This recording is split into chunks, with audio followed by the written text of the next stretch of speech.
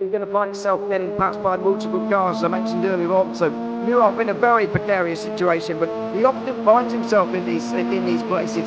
Doesn't qualify as well as he races. Only Up front, they are getting with Lee Aberdeen and Luca Barani not very far apart at all here. But I just want to see how Alistair Haight deals with Marcello Kessler coming around the old hairpin.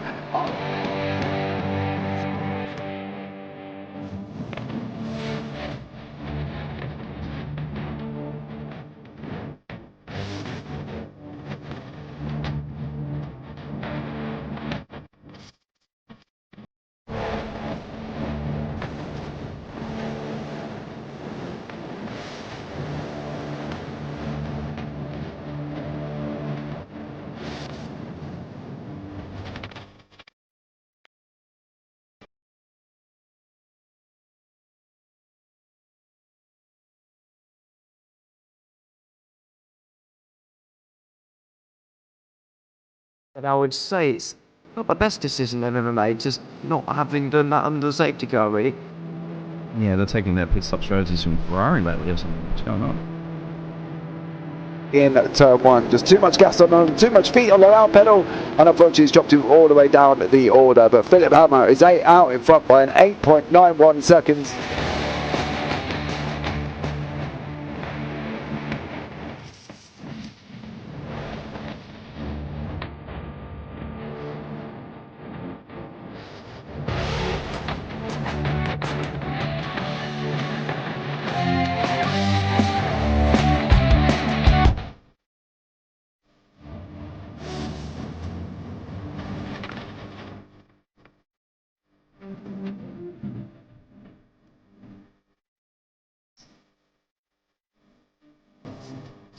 Oh, that might go as a wall there, sir. And it definitely doesn't want to be hitting that earlier on as well. Difficult, the understeer is in the dirty air through that final corner because it's such a long corner and you get dragged off into the grass very easily. He'll have the slipstream down it towards the chicane. Peterson was briefly alongside, but that slipstream has saved him and kept him in third. Yeah, Barani now lost a little bit of time to Aberdeen, about half a second. Peterson is all.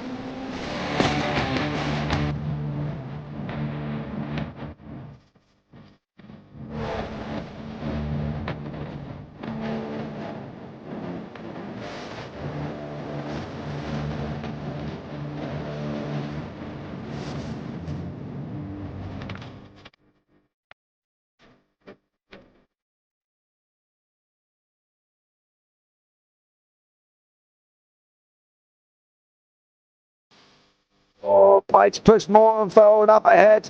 He's got out of the line. It's now Pike going to have a go at Werrell. Don't push him off. He's in the championship fight. Jack Werrell chasing down Carl Jacklin. Further down, Rob Williams and Chris Barnes. Sensational run outside line now though for the heavy braking zone. Around the outside goes the Audi R8. Look how much Miller's caught back into play. Exactly, Miller's just like trouble. He's not a second and change. All of a sudden, Miller's back in play.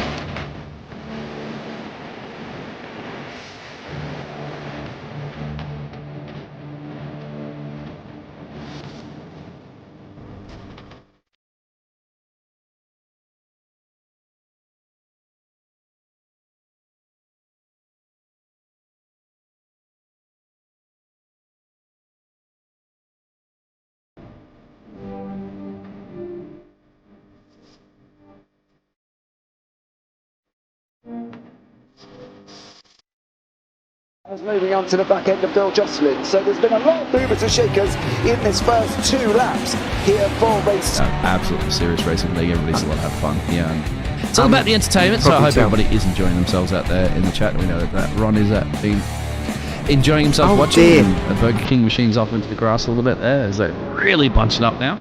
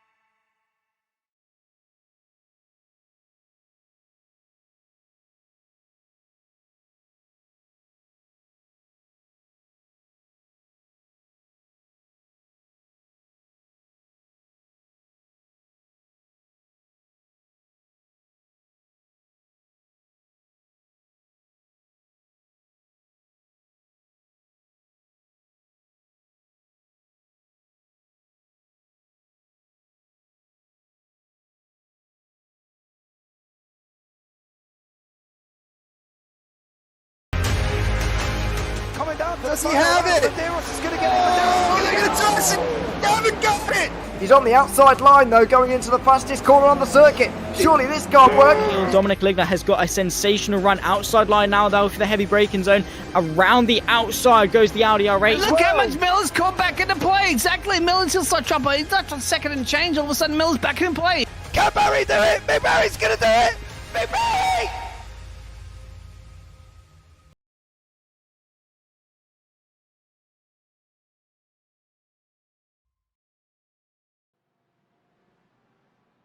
Good evening and welcome to the JPB GT4 World Series live from Imola in Italy. I am James Parfitt, going to be joined in the booth by Callum Mileham, and we're going to be here taking you through all the action at this wonderful circuit here in Italy. What more can you ask for? 4.86 kilometers and turns like the Tamburello, the Villeneuve, the Tosa, the Variante Alta and the Ravazza to finish off. It is surely going to be an epic evening of racing. 28 cars on track for you this evening. The range of McLarens, Aston Martins, BMWs, Porsches and Mercedes kicking it off here on this, what is this most iconic circuit. Of course, not the most famous circuit in Italy. We know Monza is generally takes that crown. But Imola is a close second, I would say, to Monza. Probably not as famous, but I would still quite happily race round here, to be honest. But here is the current championship standings. In the pros, it is Mark Fletcher on 225 points overall, currently with Arthur Ferdle on 198, Alan McCain on 168, and then Marco Fincanto on 148, closely followed by Adam Hedgecock on 147, with Cavani Laune on 146, Arnold Chagnonier 143 in 7th, Ryan Dudley in 130, Tom Weston on 128, Torno Orometz on 119, Dan Babbage on 98, Jordan Malcolm on 96, Chris Needham on 87, and Marnik Heister on 77. In the AMs, it is Derek Crowther. Now that's where the error lies, because Ryan Dudley has swapped over to, he is an AM. There was some confusion at the beginning of the season, and Ryan Dudley is in the AM Championship. Okay, so he is in second on 184. Jack Werrell on 174. Stuart Gibbons on 148. Chris Barnes on 147 in 5th. Roger Morton on 138. Stuart Rice, 136. Jason Haddington there from Air Smart Racing 2 on 124. Stefan Mellis on 120. Rob Williams on 116. Martin Sampson on 115. Jamie Dengle on 108. Chris Evans on 92. Fausto Pinto on 88. Danny Weston on 84. Damien Hurst 77. Kevin Randall on 73. And Mark Werrell down and on 48, with Roy Vivek on 47 there, and nothing on the board for Mr. Littler. In the teams, in the pros, it's Team SRL out on top by 1 point currently, with the Altitude Boys in second place. Air Smart Racing in third, Project 88 in fourth, Sim Racing Community in fifth, Mag Performance in sixth, and Platinum Racing Team is there in seventh. In the AM Championship, we've got Blade Designs in first on 207, No Pace Racing on 179, Triple P Porsche on 151, Squadra de Corse Veloce on 139, Air Smart Racing 2 on 137, No Pace Racing on 114. Why are they in twice, I'd like to add here as well, with Optical 69, with Triple P Vantage on the same number, Team Zilla on 40, and DSC Racing there behind them currently at the moment. I just need to correct the fact that there's 2 No Pace Racing teams in there. Not entirely sure how that happened, but there we go. We will try and resolve these issues as we go along. Let's get rid of that one. Happy days. That should correct itself. There we go. Jobs are good and everyone's a winner. All in all, outstanding. Welcome in, BJ. Welcome in, Phil, David Ayres, and that Game McKay. Welcome in to you. But let's welcome in my partner in crime, who will be joining me here this evening, Mr. Callum Mileham. Good evening, Callum. How are you, sir? Good evening. Yeah, doing really well. Looking forward to tonight. Seen some fantastic racing so far this week, obviously on the JPB channel. So looking forward to many more interesting situations, and what a track we have coming up tonight as well. So there are plenty of opportunities for some great battling, some good overtakes, and potentially some very costly slip-ups as well. Yeah, I'm expecting there to be some issues. This is the schedule. Round 4 is at Imola. Round 5 next week will be at the Hockenheim.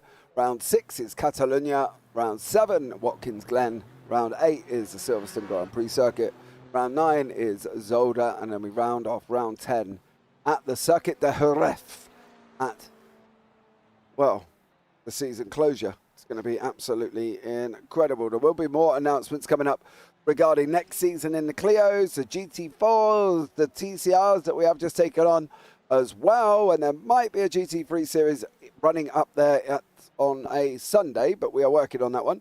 So if you'd like to get yourself involved, you can join the JPB League's Discord down in the description below and get yourself some absolute incredible epic racing here as well with a very friendly community. We've now got 30 cars on track, because we've had Chris Evans and Kevin Randall join a little bit late, but they are on circuit currently at the moment here as well.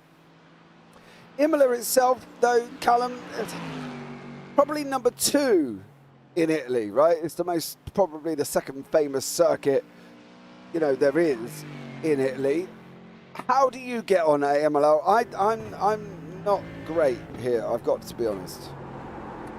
Out of the 2 Italian tracks we have, both with a good amount of fame, obviously, like you say, one is more famous than the other, I prefer this one.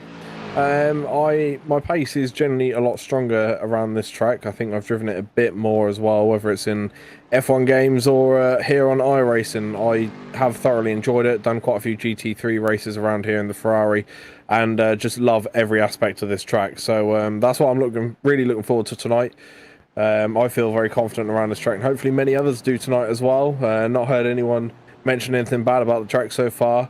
So should be some good racing tonight, and I'm really looking forward to see what people's pace could be like compared to the other Italian track we had earlier in the season. Yeah, definitely as well. There is a poll up, chat. Who do you think will win the feature races? Are going to be Fertile? Is it going to be Fletcher?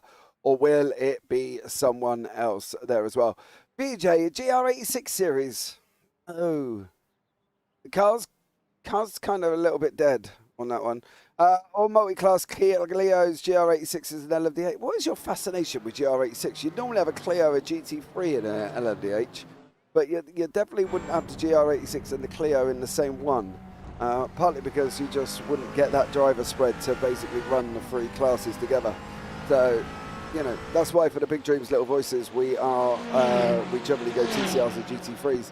But there may also be a massive announcement coming up on that one as well, so stay tuned for more information on the next BDLV event. We are making it bigger and better, and it could involve, well, let's just say it could involve something amazing. So let's just leave it as that at the moment, but it could be, hopefully, if we can get it all set up and everything in place, it could be an absolutely incredible next BDLV event. I'm not going to lie, off the hook, off the scale, absolutely mental.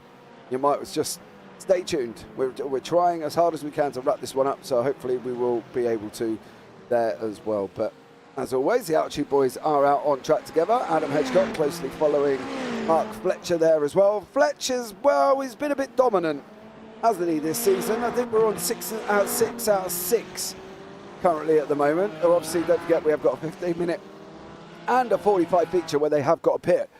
But Fletcher's looking very tasty here, Callum. I've got to be honest. He is, but he's not, in my opinion, he's not looking as dominant in terms of pace or especially one lap time records as well. You know, he's not looking thoroughly dominant over Thurtle today, who's in the Aston Martin. So, yeah, looking at the times, pre-race, the practice, those two were very close. I believe there was 600ths of a second split in the 2 cars, so there's really not much in it. We've seen how powerful this McLaren was coming out of the corners in the last round, and Thurtle didn't quite have what it took in the first part of the lap, and probably the most crucial part of the lap in the last race, to get the overtake done. Whereas I think today that it could be a bit more push and shove between these two, and there could be a bit more side-by-side action, and maybe a bit of couple of love taps here and there with how close things are. So looking forward to seeing what Thurtle can do and how well Fletch can defend. Well, you know, we know what Fletch is capable of. The stats don't lie, you know. 6 wins out of 6. The average start is first. The average finish is first. 3 wins, you know, 3 top 5s, 3 top 10s. He's not exactly slow, is he? Let's be real. You know, 3 wins, they mean the events in general. He's got 6 wins overall. Currently, he's won every single race as well. And he's only got, believe it or not, he's completed 83 laps and he's got 31 incident points out of all of it as well. So he is up there at the same time with that situation. But what have people got to do to try and stop him? You know, because we can't force ballast in his car. We can't slow him down. You know, Adam can't chuck a hook to his rear wing and hope for the best. You know, what's everybody else got to try and do?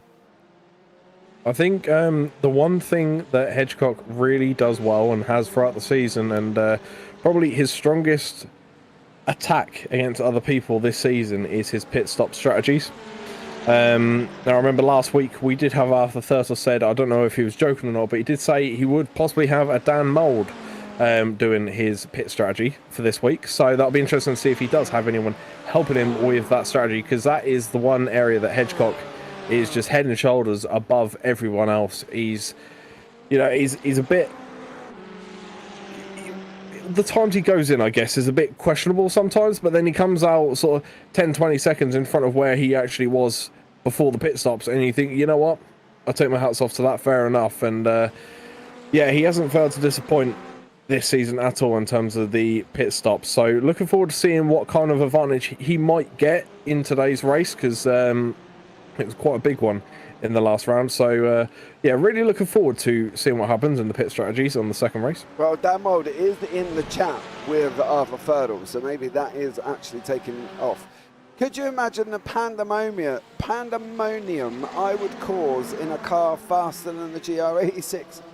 BJ, I can, but I'd also love to see you in it. You know, we're doing TCRs, we're doing GT4s, we're doing Clios, we're looking at a GT3. There might be a multi-class championship, endurance championship coming up early next year as well. So there's a lot going on within the JPB Discord at the moment, and then within the JPB Leagues Discord as well. So, you know, you need to sort of pay attention. If you want to get yourself involved, jump in. There's roles for GT3s, TCRs, GT4s and Clios and the BDLV. So there's a lot going on at the moment. So get yourselves involved, come and join us and have some fun. Maybe GT4 next season. Yeah, go for it, VJ. Or come and do the TCRs. The TCRs kicks off, I think we're looking at the 4th of August. I think we were doing the TCR, the All British Championship TCR for the opening season. Obviously, that is basically due to the fact that JPB and SRL have had a chat, and JPB will be taking over their TCR league on a Friday, so these guys will obviously be racing in the TCR league, but we will be doing the whole aspect of it, the organising, the tracks, the whole lot. But we are going to do a straight All British Championship next season. 6 rounds, maybe 8, depending on what versions of track we do, but it's going to be absolutely amazing. So get yourself involved in that one there as well. Cabernet de Launay currently sitting down in 9th. Now, if you're wondering why there's all pretty colours on the left-hand side, it's basically the oranges are AMs, the greens are pros, okay? So I can bring you up that at the top of the screen. AMs is led by Werrell. Bertel is leading the pros on a pole time of a 1:51.27. Fastest lap overall at the moment by Arthur Thurtle. Everybody else is out on track, but there's a lot of people who haven't set times currently here at the moment, with Mark Werrell from the Squadre de Corse Veloce team. Obviously, he is Jack and Mark. Mark is dad, Jack is son. Sure that's the right way round? I'm pretty sure it is. So there as well. So 2.5 minutes left of qualifying. I did the TCR fun race. Understeer is not for me. So it's DJ. There we go. It's not for everyone, I guess, there, Callum. No, I mean, I struggle a lot with the TCRs, but I got a bit of help recently on understanding how to actually drive them, and found myself to be within a second of Arthur Thurtle at Watkins Glen. So, if you really sort of knuckle down and dedicate yourself to it and find the right sparring partner, then you can really get to grips with that car. Definitely not one to be overdriven, that's for sure. That's Torno Oromets going off. Probably not best in that BMW. We can have a quick look and see what he's been up to. He just runs wide. Can he stop it before he hits the barrier? No, he cannot. Unfortunately for Torno there. He's in the barrier. Times are starting to settle down. 1:55's on the clock. We've got Tom Weston who's going to be heading over the line in the Sim Racing Community of Mercedes. Don't forget, one of the sponsors of this evening's league as well, so you can go check them out at simracingcommunity.com and go and find all your racing needs within the sim racing world there as well, with Tom Weston at the helm currently at the moment as well. So absolutely stellar job, great site, go and have a look.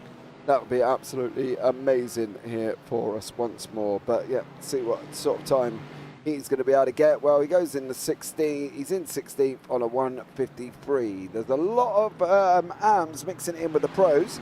Jack Werrell is the leading AM currently at the moment here. Callum sitting in third, only 8 tenths off the leaders.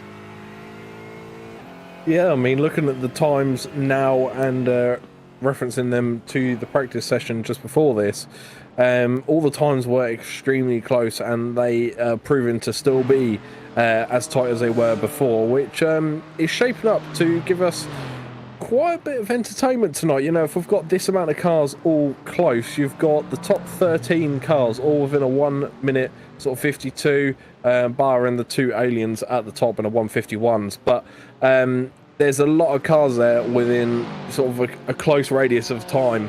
And yeah, I think it's just going to spell 1, carnage, but 2, some awesome battles between some cars as well. Yeah, I think we are going to see some wonderful battles like we generally do all the way through the field. We are now up to 30 cars on track. The last 16 seconds remaining here before we go into the final last few seconds, and then we will be up and running with the sprint race here from Imola. It looks like it's going to be Arthur Ferdl out on track, who will be the pole man currently in the sprint race, and it is Arthur Ferdl in first, Mark Fletcher in second, Jack Werrell, a stellar job from him up in third, Kevin Delaunay fourth, Chris Needham fifth, Adam Hedgecott sixth, Chris Barnes seventh, Ryan Burgess eighth, Derek Crowther ninth, Alan McCain 10th, Marco Ficanto in 11th, and Toro Oromets is in 12th.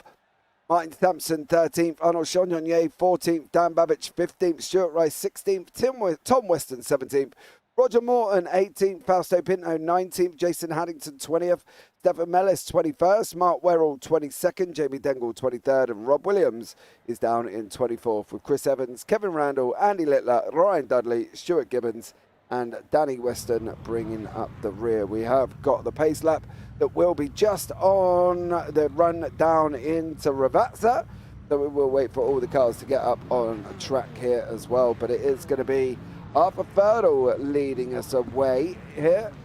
Can he do it? Callum, can he take his first victory? Well, I'm going to back him again to be the race winner. I've done it for the majority of the season, and I know that Fletch has pace and he's super strong and arguably been the quickest, obviously, so far of his streak. Can that continue? The cracks started to show last round. Maybe this round Thurtle does have the advantage, but we'll soon find out. We definitely are. They are all these wonderful cars on track. So much money sat on that grid currently at the moment. If it was real life, of course. There's probably money on there anyway, because they've had to buy the track and the car and everything else. So, you know, that's at least 30 quid. You know what I mean? So, you work out. If you count 30 drivers, here we go. Let's get the calculator for some quick maths before the race starts.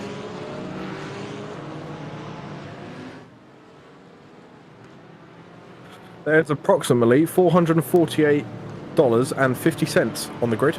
And there you go. $448. Yes, so that's the car price for each member. Right. Well, we are off around the final corner. Arthur Ferdl is gonna be that. Go! go? Why doesn't he go? He's got so much room. He has gone. He's caught Mark Fletcher out. Jack Werrell's running alongside on the right-hand side now on this run down into the Tamburello, which is going to be turn 1, and it is going to be Arthur Fertile out in front currently at the moment here, doing an absolute stellar job in that Aston Martin. He got the jump on Mark Fletcher. Can he make it through cleanly? He can. What about Jack Werrell? He's going to be running side by side with Cavendish Launay as well. Everybody, I think, is going to make it through. Rob Williams in the BMW. He's running side by side with the Mercedes of what is Kevin Randall and Ryan Dudley, and unfortunately for Williams, he's just lost 2 places to Randall and Dudley there. But at the same time, everybody has got away. No real issues for There's anyone. an off-track. Oh, that's Mark Contact Werrell. between. Yeah, there's contact for the McLaren behind him. Come corner to corner, and the McLaren's kind of just helped him round. There's nothing malicious in it at all. Wasn't on purpose. Just the Aston kind of closed the McLaren off there and didn't have anywhere to go. Yeah, that was, unfortunately, that was Stefan Mellis involved in that one. Cabernet Launay is having a look at the up Adam Hedgecock here. So Cabernet in the BMW, looking at the back end of Adam Hedgecock's McLaren, who's trying to chase down Jack Werrell, who is got an absolute flying start in the AMs currently at the moment. He's got 3 cars before the next AM driver, which is Mr. Chris Barnes in the other Aston Martin, of course, behind them. And he's got to slow down.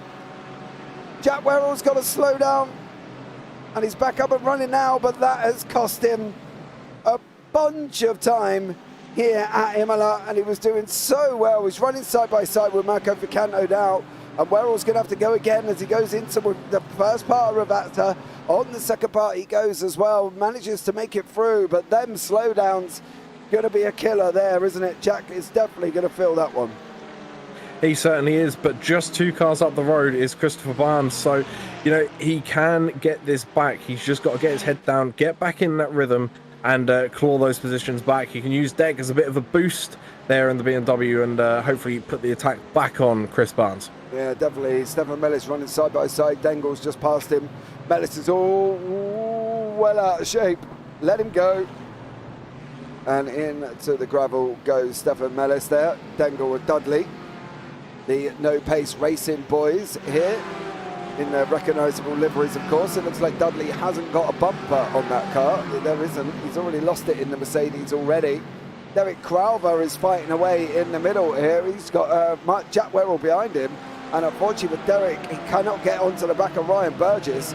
Jack is being pushed along by Alan McCain. Of course, Alan McCain is having that nice little battle in the championship with Adam Hedgecock as well. So Alan McCain has got to try and clear these cars, because at the moment he's holding a bit of a lead over Hedgecock. He's got about 28-point difference over this man, but this man is a lot further up the road, running side by side now with Cavendish Launay. They're going to be going into the right-hander currently at the moment of the Variante Alta. Hedgecock makes it through, Delaunay makes it through, Needham makes it through, and they're all coming through now behind them. But it seems to be here, Callum, Mr. Hedgecock, cork in a bottle. Yeah, he's got to do really well to turn that small McLaren into a car that's about sort of 5 to 6 meters wide to try and hold this BMW of Delaunay behind him, and that's not going to be an easy job, especially on the straights. I think the McLaren may have a little bit of a speed advantage, but then coming into the corners and the braking zone, I know you can get a bit later on the brakes in the BMW from what I understand, and while Delaunay looks like he's shaping up an attack already, so we'll see what happens here. Will it go clean? Will it cause carnage? Yeah, Delaunay settles in behind him. They come through the Tamburello. Then on that run up into Villeneuve, the left-right next time here, and then they go round the right-hander of Toza. Roger Morton's battling it out here with Fausto Pinto. Ryan Dudley, it looks like Martin Sampson's gone off as well. Was that under your own petition? Rob Williams decides that he wants to join him there as well. I am not sure what went on there. What was going on there? Who's trying to come in the middle? Burgess in the BMW? Is that Burgess or Babbage? I thought Babbage ran the BMW, the Project 88 boys. And now comes Rob Williams joining, parking nicely. He done very, very well to avoid the Porsche there. Yeah. Very well. Combined spinning from Mr. Williams, unfortunately for him. It might. I believe that was Babbage in the BMW, because I'm seeing that he is in the Beamer at the moment. So I think that was, unfortunately, he just got a bit late on the brakes when he trying to make the move, and yeah, it spelt chaos really at the end of that. Yeah, it definitely was. If it was Babbage, I'm sure Babbage will reach out to Mr. Sampson and just say, you know, hey up, apologies. Looks like Williams went off straight back after that incident as well, and unfortunately now in that BMW he's dropped all the way down into 28th place. Werrell and Crowther battling it out here for the championship, for the lead in the AMs at the moment. There's no point you flashing at McCain. They are racing you on track, young sir. If you want to get past them, crack on, but you're going to have to do it your own way, matey, as well, because they may be enhanced, but it just still gives them the entitlement to be on track. And with Jack Werrell fighting away with Crowther in the championship, he's definitely going to want to get past. Bertel's got Fletch trying to get up, but now Bertel's all out of shape. He's got out. Brew Tamburello looks a little bit off the line here. Fletch is going to try and get that run now. Is he going to be able to run him up into Villeneuve? Fletch is going to be looking at the inside. Is he going to be pushing him along? He's not this time, but he's definitely pushing and pushing and pushing. Here's Mark Fletcher, the man who's been on the golf course for the last 3 days, so he's nicely chilled out and relaxed. Around Tozer he goes, but Bertel's hanging on for dear life here currently at the moment. Yeah, he certainly is, and he had just a minute, slight wide line there leading around the left-hander, and well, we saw how strong the pace was in the McLaren, getting that all that horsepower down out the corners on corner exits, and it does have a little advantage over the Aston Martin. The Aston Martin does prefer slightly higher gear. So especially on this section here, the Aston Martin may struggle a little bit, and the chicane coming up as well. But apart from that, Arthur did say to me that the Aston, when he'd done a bit of practice earlier in the week, it did feel quite good around here. It felt quite strong. So Arthur probably fancies his chances, and he's not going to let anything slip to Fletcher anytime soon, as he's pushing on, trying to extend that gap back out again. He's got 8 minutes on the clock currently at the moment. You can see on the left-hand side, drivers battling away. Kevin Delaunay still battling away with Adam Hedgecock here. Delaunay going to be looking at the inside into Ravazza. He's not this time. The BMW is looking strong. McCain has now... Where is Jack Werrell? Werrell has got past Crowther. So Werrell cleared Crowther, and Werrell's now on his way to try and catch back up to Ryan Burgess in the other Aston Martin. Alan McCain still not making gains in that Mercedes. However, he's got Picanto behind him, who is making charges on him at the moment. Jason Haddington battling down for 5th and 6th in class. Morton in 4th, Barnes in 3rd, and then you've got Crowther and Werrell out in front. Werrell is looking very quick here, and I wouldn't be surprised if he passes Ryan Burgess very, very shortly here. Don't forget, he qualified well up the order in 3rd place. He was doing an absolutely stellar job until, well, that contact. Yeah, it was... oh, no, he got the slowdown, didn't he? Sorry. He got the slowdown, didn't he? Yeah, he got the slowdown just after the chicane. Yeah, just after the final chicane. Yeah, out of the Variante.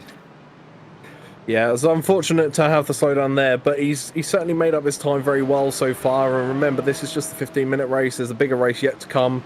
So Werrell, I'm sure, will be looking on to that. But at the minute, he's fully focusing on getting past Burgess, which he gets the inside line, gets the move done, gets the position, and Burgess has gone extremely wide, possibly bringing Deck Crowther into it. Doesn't quite have it, Deck, and he's going to have to settle in just behind.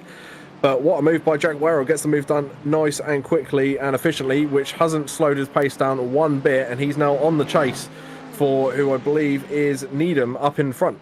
Yeah, McCain is trying to get past here as well. He's trying to look at a gap past Crowther currently. He's still got Picanto battling away in front of him. And this is what McCain sees in the car at the moment, is Crowther in front with that BMW, that Blade Designs BMW, doing an absolutely stellar job this season as well in the AM Championship, winning the AM Championship at the moment by 1 point over Ryan Dudley. You can see Dudley is down in 21st currently at the moment here. So unfortunately, it's not going to be a decent point total for Ryan Dudley in race 1. Ryan Burgess in that rear view, you can see it there as well, pulled out to the left-hand side. Here's Crowther. Crowther's going to tuck back in once more. He's going to go around the other side. He's going to have another go at Burgess. He's taken one bite on him. Burgess drifts it back over. Crowther, is he going to be looking at the inside? Stay up the grass. McCain's in our left mirror as well. We can see Alan McCain coming all at the same time, and it is Werrell, Burgess, Cravo, McCain, and Vicato, have a battling away up front. As you can see, the leaders just at the top part of your screen there currently in the moment, and they're fighting out in front. Half a second gap here at Imola. 4.5 minutes, nearly 5 minutes, just gone left of the race, and what a race this is turning into be. Dudley is trying to come back through. He's got Danny Weston in front of him this time. So over the curb he goes, and on to Tozer once more for Dudley. Can Dudley make it round the outside? It's going to be a brave man to send it round there. Not going to make it through. It did look a little bit of an impossible move from Dudley, but he also isn't carrying a bumper. These group are still fighting it out though with Hedgecock and Delaunay. Delaunay's pulled out on the left-hand side. Is he going to be able to make it through? He's not. Needham's the only man in the middle here, Callum, who's kind of sat there going, well, I've got 3 seconds behind. 4 seconds behind, 3 seconds in front. He's kind of in that little no man's land driving at the moment, isn't he, the boy from Air Smart? Yeah, and I think, honestly, that's probably the perfect place to be, because Needham can use this time in this race, with the racing pressure on his shoulders at the minute, and really try and find a rhythm and settle in preparation for the 45-minute race we have coming up, because obviously it's a long time to sit in the car, and you've got to keep your focus at all times. So Needham has a perfect chance now to find that focus and find that rhythm that works for him, and really use that and utilise his skills to maintain that going into the 45-minute. Yeah, W Figanto looking here at McCain. Is he going to be looking at the... Oh, Mr. McCain, that looks very, very late. There was always going to be contact there. That late move to the left-hand side of Alan McCain gave Finn Cato something to think about here as well. But Hedgecock has got behind him Delaunay. Delaunay is tucked up. I can guarantee he's tucked up right behind us. There he is. Delaunay's looking at the run out of Tozer now. Is he going to be able to get the inside for Piratella? He's not this time. It's still going to be Hedgecock and Delaunay. Hedgecock was told by Katie Ames yesterday to basically get quicker, because obviously, he's that nearly man in third and fourth here currently in the moment for Hedgecock. And he got told to get quicker, but however, one man it is going quick, and still fighting over the back of our Vettel is Mark Fletcher. Is this going to be Vettel's first win of the season, Callum? Yeah, I mean, Vettel's been in the lead this whole race. Is Fletcher just biding his time and realising there's only a couple of minutes to go, so he's going to strike late so Vettel doesn't have any chance of a comeback, because Vettel looks seriously strong around this track tonight. I'm praying I haven't just jinxed it or anything, or there's no commentator coincidences tonight. But yeah, hopefully this will be the start of the battle between these two. Maybe in terms of points, or maybe it's too far gone, I'm not too sure. But surely this is now the end of the streak. Can Arthur Vettel hold it? I mean, the time is going down, but he has his strong points, especially through the corners coming up here. So we'll see if he's able to hold it or not. Yeah, Fletcher's... I tell you what, Fletcher's serious. Don't forget, he's got his own spotter in Jason Loynes in the booth with him as well. Delaunay's looking once more on the inside of Hedgecock. Didn't quite make it through this time around.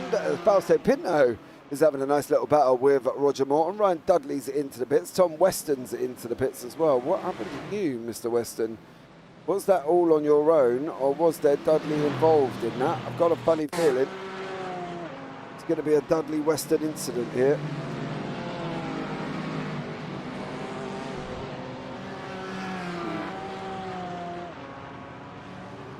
Yes, it was a Dudley Weston incident. I want to try and have a look at that off the chopper and see.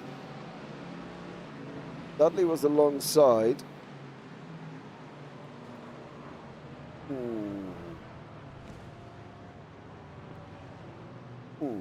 Tough one.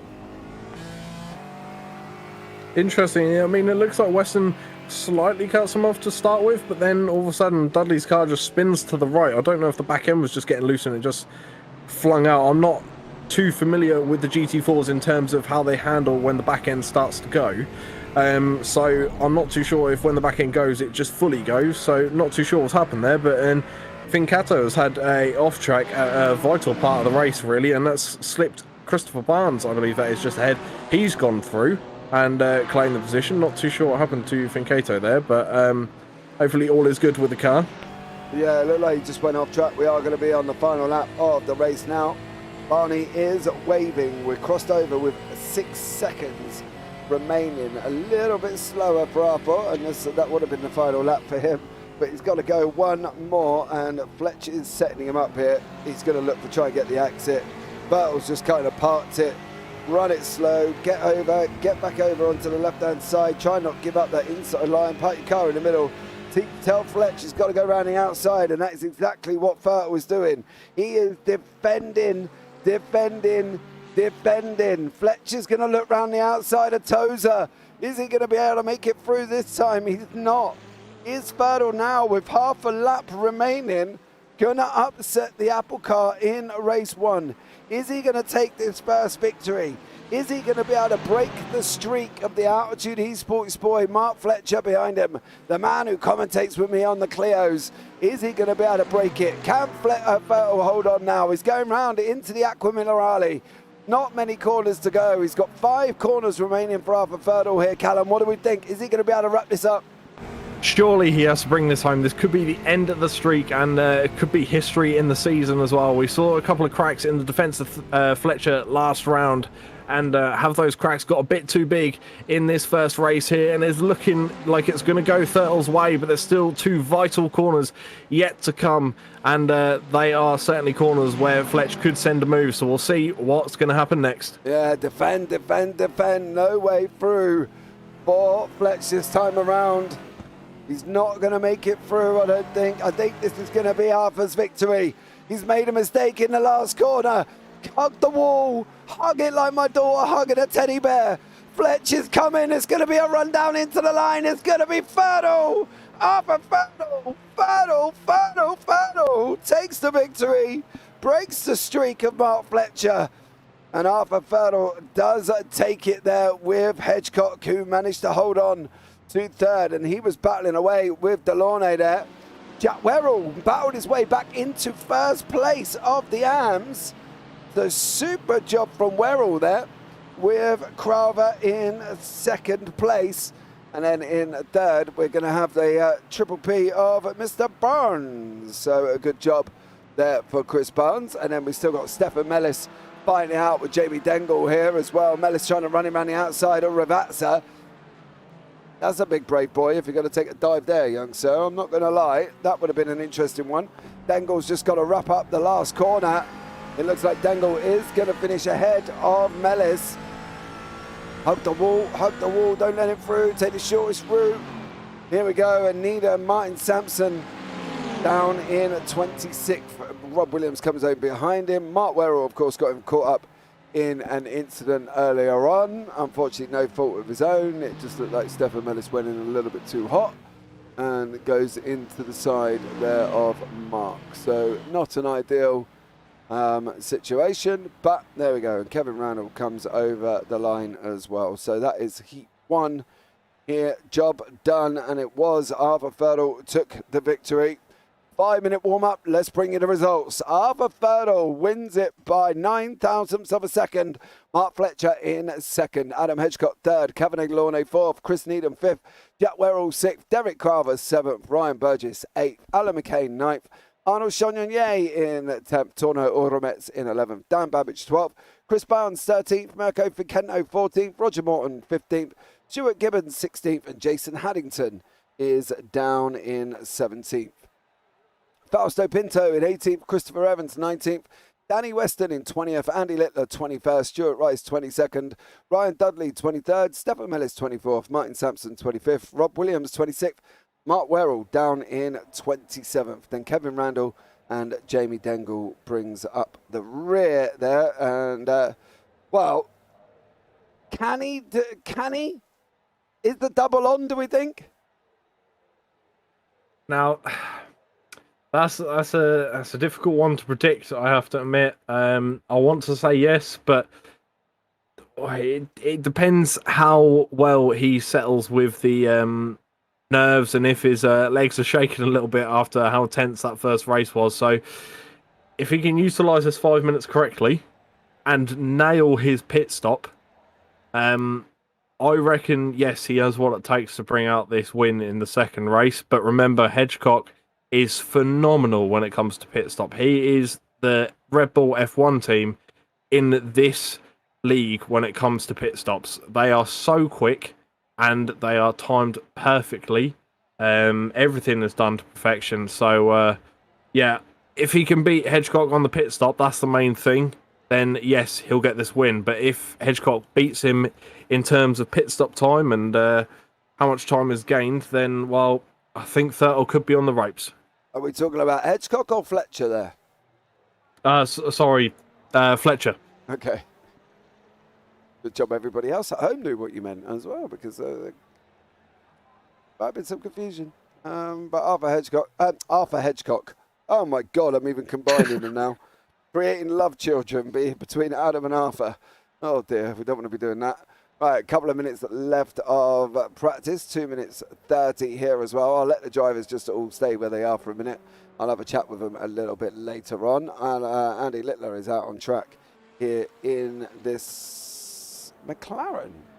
That is a surprise. I did not expect to see Littler in the McLaren. Why did I not expect? What car has he been in? I was going to say, why do you not expect Littler's been in McLaren? I have to admit, I can't remember what car Littler was in before, but Sure it was. I don't think it was this. I've not seen the livery before. I'm trying to picture liveries and try and pair them up with what I've seen before, and I haven't seen this looking McLaren before. No. Very, very clean. I do kind of like it, but it's not one I've seen so far this season. Yeah, he's normally in a work car by result livery, which is a black and yellow stripes, I think, in general. So we'll just make sure. I don't know. He wasn't even in the first race, was he? No, he wasn't. No, that could be why. But Andy Littler was not in the first race. I'm sure he wasn't in the first race. Unless someone are just losing me absolute marbles all of a sudden, which could be happening, I suppose. Well, I mean, I think it's safe to say we're both possibly losing our marbles then, because I'm talking about 3 different drivers in one sentence, and you got the joys of trying to remember if Littler was around or not for race 1. So I think the Italian heat is probably getting to both of us at the moment. I'm trying to think. I don't think he was. I'm sure he wasn't. I can't remember ever mentioning the name, and I can't remember seeing it on the standings. No, I can't. So maybe he's only just joined in.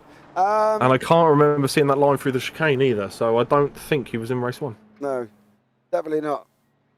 Mr. Dangle is in YouTube, not in the feature race. I'm too hot, and my hay fever is resting me with my eyes big time. My fault for forgetting my tablet this morning. So no Jamie Dangle for the second race, unfortunately. Hay fever is a struggle. I feel your pain. It's those triple strain in your eyes, says Mr. JB John Brown. So let's see how this one pans out. I don't think Fletcher really. I think there's going to be an ounce of maybe a little bit of shock, because Thurtle now leads the way in the feature now. We know how this works. You know, your feature grid is set by where you finish in the sprint. Arthur Thurtle in first, Fletcher in second, Hedgecock third, Delaunay fourth. Needham is in fifth, Werrell in sixth, Crowther seventh, Burgess is eighth, McCain in ninth, Chagnon 10th, Orametz in 11th, and Dan Babbage down in 12th. Chris Barnes in 13th, Marco Ficcato in 14th, Roger Morton 15th, Stuart Gibbons 16th, Jason Haddington 17th, Fausto Pinto 18th, Chris Evans 19th, Danny Weston 20th, Andy Littler 21st, Stuart Rice 22nd, Ryan Dudley 23rd, and Stefan Mellis is in 24th. Then behind that, we've got Martin Sampson, Rob Williams, Mark Werrell, Kevin Randall, Jamie Dangle, and Tom Weston. Obviously, we've just seen that Jamie's not in this one due to the wonderful world of hay fever. So don't forget your pill, young man. Not an ideal scenario. But we're now 45 minutes with a pit stop. Let's see. Can Thurtle take the second victory? I think, to be honest, right, most people wouldn't sit back and think, oh, Arthur Ferdle won. You know, he's probably one of the most liked guys in the Discord. He's friendly throughout. He'll help anyone. He'll do anything for anybody. And to be honest, I don't think most people would be disappointed the fact that he's gone and taken the victory here. Will they really? No, not at all. And I think, to be fair, the battle between Fletch and Thurtle is just, wow. You know, you wouldn't want to put anyone else there, really. It's a fantastic battle for the top two, what we've had throughout the season. So, yeah, it couldn't happen to two nicer guys, really. Right, here we go. We're going to be underway once more. Bertel, there. Fletch, there. Hedgecock, there. Delaunay, there. Fletch says, see you later. Hedgecock and Delaunay are rubbing wheel arches already. Delaunay come out and said it was an epic race in race 1. I just was not quick enough to get you for race 2. He's going to have a go at the inside of Adam Hedgecock now. Fletch is going to try and get out the inside of Foul. Foul, close the door. What are you... No. He's trying to run too wide. Somebody's off in the background. There's a big spinner with Edam. Delaunay's gone round. The table is shuffled. It's all brakes on the deck here. People trying to wheeze their way round. There's Williams involved in that one. Delaunay's just got shoved even further. Williams is off. Needham's off as well. And I'm not going to lie, that was not an ideal start from some of these guys further back there as well. I think that may be a big old dose of please go look at yourself when you see a yellow flag situation here as well, because that was just complete and utter chaos going down into Tamburello for this 45 minutes, gentlemen. Feature race that you did have, and it's gone and basically been a big old lump of pile up there. And I think it started here with Alan McCain. So they're 3 wide. Needham has gone and set that off. He's gone round, and then we got the likes of Picanto coming through. Needham's there as well. Pinto's in the mix all at the same time. Williams makes it round and then taps round Littler, and then it's Delaunay. Dengle takes Delaunay for a ride. I'm not quite sure where Dengle is going there. Williams and Littler are going round together. Oh, Williams is just doing more donuts with Andy Littler there as well as an ideal end once more. Not an ideal beginning for some of these drivers. Big for others though, as Danny Weston is up 12 places going down into the Ravazza here, with Crowber trying to sneak up the inside. Once more, not an ideal start from some of them drivers. We could safely say that. Yeah, definitely not a good start for some of them at all. I was going to say McCain done well because it looked like he carried on after that incident, but I just looked and he's now down in 21st place. So he must have had possibly another incident after that big one there. But the main two that featured in race 1, they still stay as they were when starting this race. It's still Thurtle, Fletch in that order. So yeah, it was okay for those two. You know, they were ahead of the game. They were ahead of all the carnage behind, so luckily they didn't get caught up in anything. But it's good to see that we did have at least most of the grid come through that incident. And well, one thing that will raise questions and eyebrows about is who has damaged where they need to pit now, who has damaged where they need to pit maybe in 10 laps time. You know, that progressive damage model that iRacing has, that could kick in for any one of these drivers that were involved and thought nothing of it for now. And yeah, that could pull them into the pits very shortly. But I remember one conversation that was going on between the drivers earlier in the season, James, and that was how some of the people that had incidents, say like that one there, would have their pit stop now or earlier in the race than what the pit window would normally open, and that would actually give them the advantage for the rest of the race. I know if they refuel now, they may or may not make it, depending on fuel saving strategy, to the end, but there's certainly a high chance that some of those people involved there could have got the advantage. Yeah, here as well, we're on board with Martin Sampson, who's running side by side with Dudley.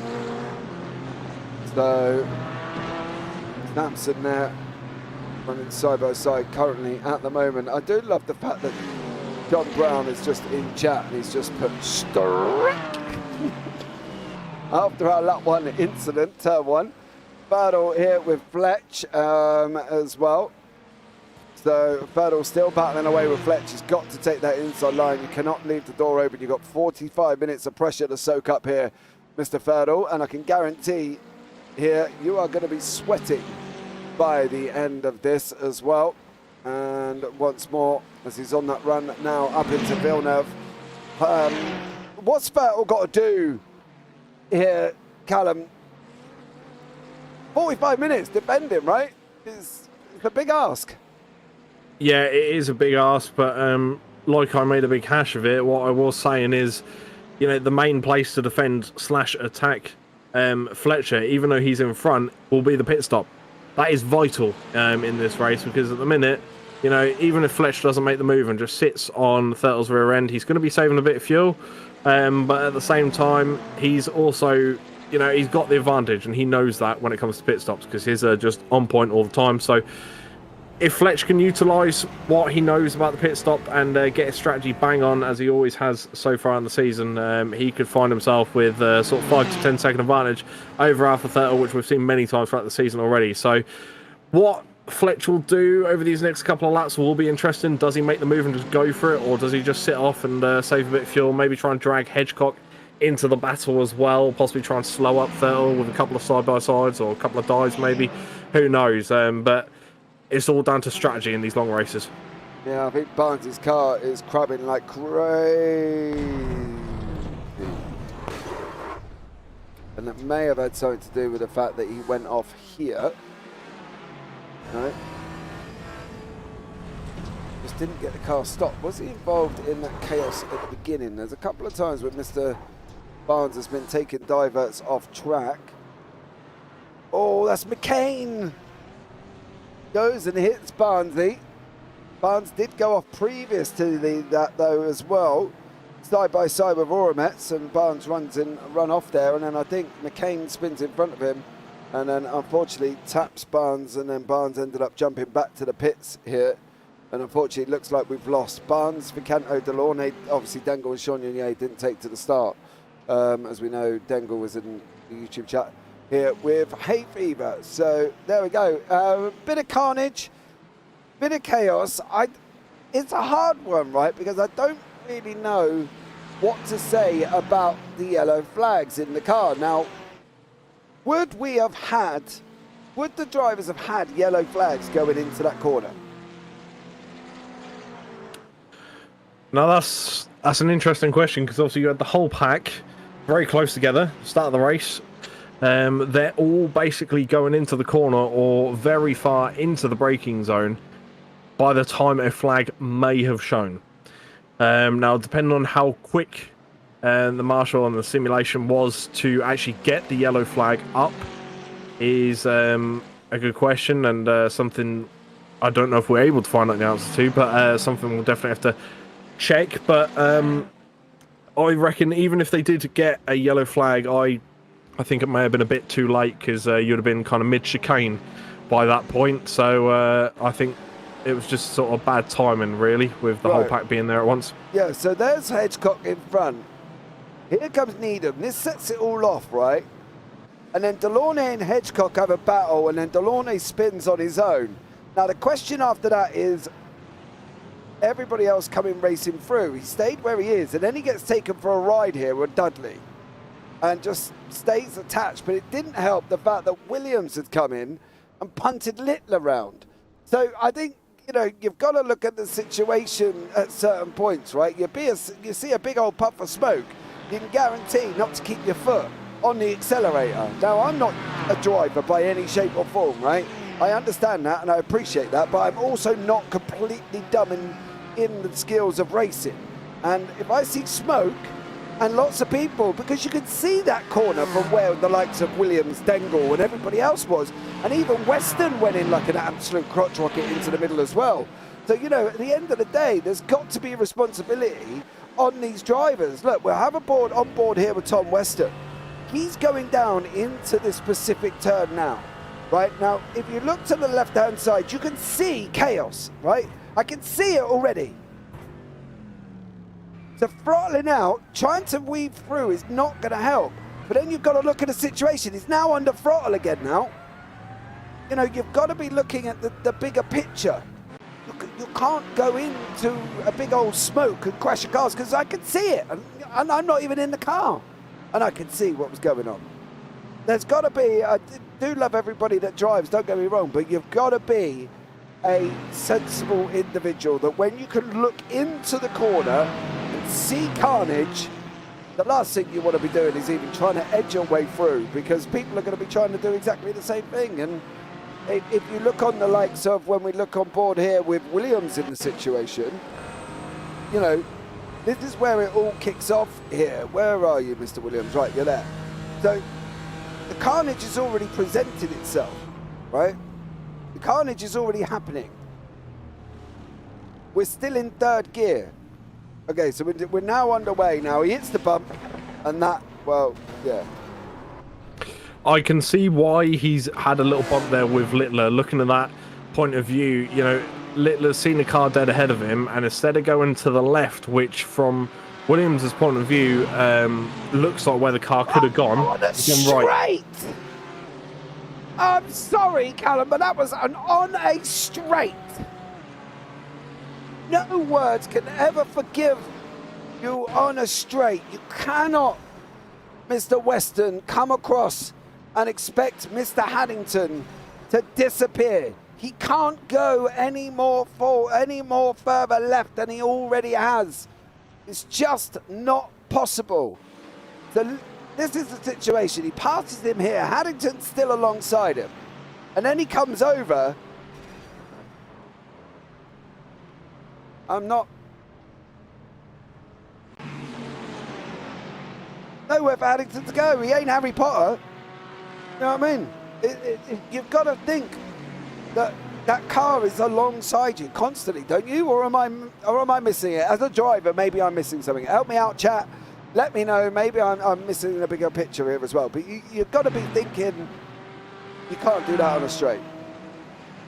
Surely. From my knowledge and from what I've been doing in officials as well as the league racing that I can get involved in, yeah, when you're side by side up a straight, you just, especially if you've got a spotter in your ear, it doesn't matter whether it's iRacing, crew chief, an actual person, it doesn't matter. You should always be holding your line. If you've got someone side by side here, you hold your line. So you hold the inside or the outside. And if you don't have the position, let off. Or if you don't feel easy, let off. Because someone will give way. Whether it's you or them, someone will give way. But it's all about respect as well. You've got to give that driver next to you some respect. And it just looked like there was none given there from either Mercedes, but, well, from mainly Western, who obviously did come over a little bit. But I do feel like there was an incident last week as well. I swear we had the same thing where it was on a straight and there was a Mercedes involved. I can't put a name on it because I can't remember who it was, but I remember we had one last week where there was a Merc going up the straight, and on the straight, once again, spun out because there was a bit of cutting off going on. So it's not the first time we've seen it this season, unfortunately, but hopefully it will be the last. Yeah, you cannot, and you know, I know Western uses a spotter because he tells me about it. He tells me about this spotter program that's new out. Dre. So he tells me about it. So I know he uses it. But I don't know where he didn't use it there as well. Randall has just cleared Williams here on the rundown. I don't know if it's not there or whatever, but you can't pin anything on this man here. The number 17 in the orange car. He's orange, he's alongside, he isn't going to disappear, but you can't expect to come over and take your line. It's just not physically possible. Gibbons has had a slowdown and is now dropping down the order here as well. And Haddington can't go anywhere. You know, he's not magic one time and turns himself into the flying car. It's just not possible. You've got to give him room. He was always going to run you down there. He was well in his right to. You were battling on track. You've just got to think sometimes on the logic of what you're doing, and coming over is never ideal. All I will say is I've used Dre before, and I'm not back in anyone's corner, but I'm going to throw a possibility card onto the table. And when I've been using Dre before, they do mention when you're corner to corner, so they'll say rear left corner when the cars are, you know, in that position. So I imagine he would have had a call out at that point, but I notice that sometimes they can be a bit, you know, you're clear when they're not actually clear. It's just by millimeters that they're still corner to corner. So there is a bit of fine tuning with it. So maybe that was the situation. That's a possibility. Haddington and Morton. McCain is... Stop your flashing, Alan McCain. If you're going to get past him, you've got to do it under skill. Right, that's it. One more, John. Get hold of him. Tell him to knock it off. Otherwise, I'm terminating him. I hate that. That drives me absolute crazy here as well, Mr. McCain. Sorry, but you're doing my bananas in. Has he got it stuck on, or is this purely on purpose? I don't know if it's on. I don't know if it's on his throttle pedal. But John, get in that voice chat okay. and tell him to knock it off. Otherwise, yeah. Look, Roger Morton's having a go now. Morton's like, well, if you can do it, I'm just going to sit here and do it at all. Right? Will you not knock it off? Flashing does my boxing. I've got to lie. I've got to be honest. Get past them on track. You don't need to try and put them off. Oh, you wait till I speak to Alan McCain later. Mellis has now taken Morton there as well, round currently off the Aqua Minerale. Hates of James's, blue flags and flashing. Right, back up front. Fertile still managing to hold on. Half an hour to go with Fletch. They haven't changed positions. They're in exactly the same. Danny Weston's up 13. Dudley's up 13. Martin Sampson, the biggest gainer, at 14 currently at the moment. Yeah, it's not bad at all for well, many of these drivers, especially in sort of the top 14, top 13. So not a bad race start at all. Obviously, the tightest battle at the minute is between these top two. And well, when it comes down to pit stops, not only will there be mix-ups between these two, there will also be mix-ups between P3 and onwards down to P13. You know, these pit stops aren't exactly F1 style. They're not 2 seconds in and out. No. They will take a bit longer, but it's all about strategy as well. So how much fuel are you putting in? Are you changing any tyres? Have you burnt any of them off? You know, it all comes down to your driving style, and what you have and haven't done on track causes work to either be done or not done in the pit. So there's a lot to play, and well, I think the pit strategy is going to be crucial for a lot of these cars, especially on this track when things are so even between these cars in terms of pace. Yeah, Mellis having a go at Morton here with that Stuart Gibbons behind him. Mellis in the McLaren, Morton's on the grass in the Aston Martin. He's trying to now go once more up the inside of Tozer. I think Morton's going to try and hold it there. He is going to hold it. The number 2 with the purple Air Smart Racing 2 team. Mellis has chopped his nose back off. He's pulled a big old block on him going across here as well. And then he's going to be going left here. But these 3 cars are battling it out. Everyone must have gotten off track there. Gibbo's going to try and make the moves of it around the outside. I'm not entirely sure around the outside of the Aqua Minerale is going to work. You're going to end up on the grass, Gibbo. And as I speak, that is plowing away. Yeah, kind of saw that one coming. Yeah, you could kind of bet your house and your car keys on that one for that one going wide. But the people that haven't got wide at the moment are the front 2, still going nice and strong, still in the same order. I don't think Vettel's actually lost the top spot yet, well, apart from on the leading up into the first turn where he kind of left the door open, but managed to secure it in the second half of the chicane. And, well, he's kept it secure ever since then. But is this, again, another Fletch last gasp manoeuvre on Vettel, maybe just before the pits? Who knows? Who's going to go into the pits first? Who's going to take less time? You know, I talk about it an awful lot in these races, I know, but it generally does come down to how well you are in the pits. Depends on where you're going to finish in this race. You've got no hope if you have no clue when it comes to pit strategy. And there's no nice way of putting that it is what it is. You know, if your pit is terribly slow or it's automated and iRacing does something wrong, then well, unfortunately it all falls down on your shoulders then to try and claw that time back. But hopefully all goes to plan for these cars, especially at the top. Can maybe Hedgecock claw some time back? Or, you know, if Fletch goes in early, can Hedgecock try and get close to Thurtle and hold him up? Or, you know, there might be a bit of team orders going on here, and I've questioned it in previous rounds. You know, are there any team orders between these two? And I think that's going to have to be a question in a interview at some point that we'll have to find out whether these guys do actually have any team orders going on. They don't have to tell us what they are, but do they work along that kind of style, or are they just kind of take it as it is? Who are we talking about with team orders here? Both Fletcher and Hedgecock.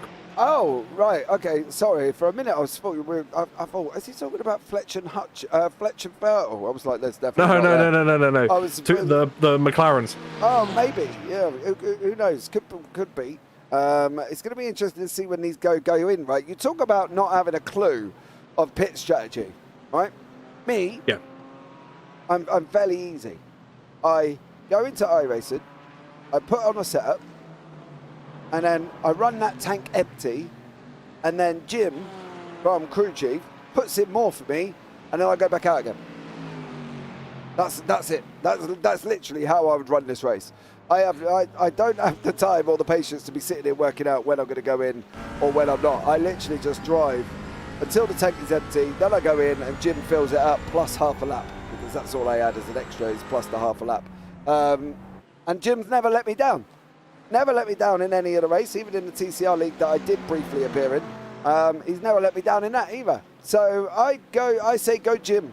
That's all. Crew chief all the way. That's what I say. Yeah, I mean, you can 100% do that. I have to admit, I've done that quite a few times as well.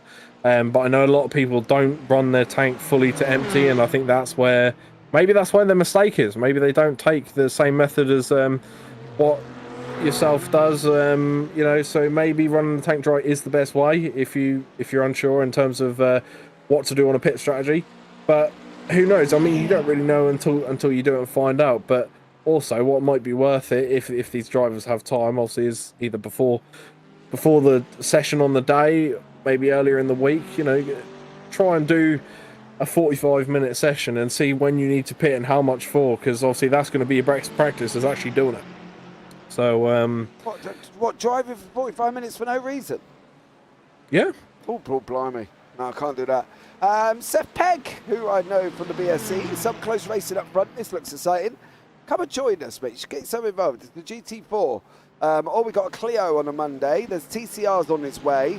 GT3 is in the pipeline. There's a big endurance series, hopefully maybe at the end of January, possibly next year. So there's a lot going on. Come and get yourself involved in the JPB Discord, mate. It's down. Links down in the description below. JPB Leagues Discord, and come and get yourself involved in that if you want to get in some of the action. There is talk, Seth, of a European NASCAR league yet, but I seem to be the only one who's supporting that within the Discord currently at the moment. So I'm a little bit upset that I'm on the lonely man on the bandwagon, but I am trying for a European NASCAR league because I think that would be amazing. No, I'd back you on that. I've wanted one for quite a while. I'd love to be a part of a Euro NASCAR league, and that'd certainly be fun to have a little watch and have a little go at those cars around European tracks. So I'll fully back your corner in that one. Yeah, see? Yeah, go Callum. Now I've just got to find a day to put it on. I have to be a weekend because some of the American buddies and friends would want to get involved as well. So I'll have to find a weekend day, and maybe we'll do a. It's got to be a Saturday. Don't do me out of another league. It's got to be a Saturday. No more Sundays. Have you seen my Saturdays on the calendar? No more Sundays. I'm putting my foot down. No more Sundays. There's no room on the inn on the calendar, I don't think, for Saturdays. Is there? As I look. Saying that, I could have done one this Saturday, but I'm away, so that sucks. But yeah, I'm away on this Saturday, and then July is just no. August is also no. What am I September? No, I think I'm September. 7th of October, the first Saturday I can get in. And people ask, can't believe it. People ask me, right? That's the thing. They turn around and say, "Hey James, how I can see your team's doing really well. JPB's doing really well. How are you fixed for this season?" I'm like, "What? Like, no, mate. We're no. What do you mean, no? Come and see me in September, October. That's how far ahead we are currently at the moment. Here up in the booth, it's incredibly busy. Everybody's working their little cotton socks off here as well. Zach's doing loads. You're doing some, and Tanzo coming up as well this weekend. You got you and O'Leary doing Radical Race Series at IGP. We got Biggles doing the Beer League, and Dan doing other things, and then Adam's coming to the booth, and Mark's coming to the booth, and everybody's just so busy. It's getting absolutely crazy up here at the JPB booth once more again, and these two are still battling away here. I've got a funny feeling. I've got Dan in the chat, right, and it's whether or not Dan is now talking to him constantly in his ear. I'd love to get. I wonder if I can. Has Dan got the GT4 roll? No, he hasn't.